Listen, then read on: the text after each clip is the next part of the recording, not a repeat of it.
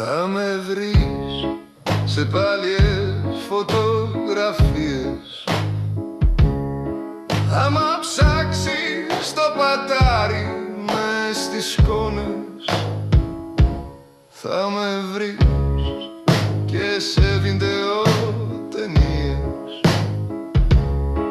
Αν αντέχεις να κοιτάς θολές εικόνες, μα σίγουρα δεν θα με βρεις έτσι που στέκεσαι και με κοιτάς στα μάτια. Γιατί ο παλιός μου εαυτός σαν τα μοιράγισε και έγινε κομμάτια.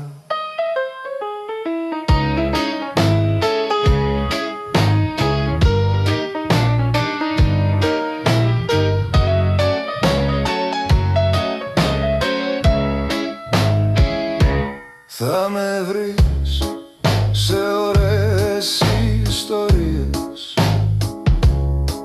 απ' αυτές που ακούς αργά δίπλα στο τζάκι. Θα με βρεις την τουλάπα αν ανοίξεις και αγγίξεις το καρό μου το σακάκι.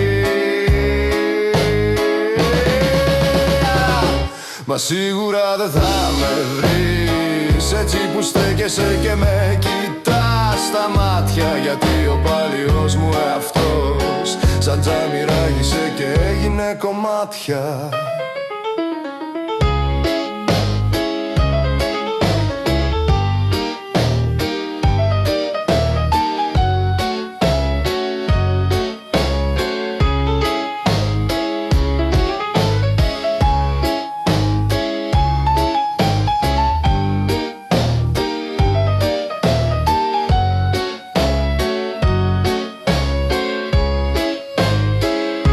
Γιατί ο παλιός μου εαυτός σαν τζάμι ράγισε και έγινε κομμάτια.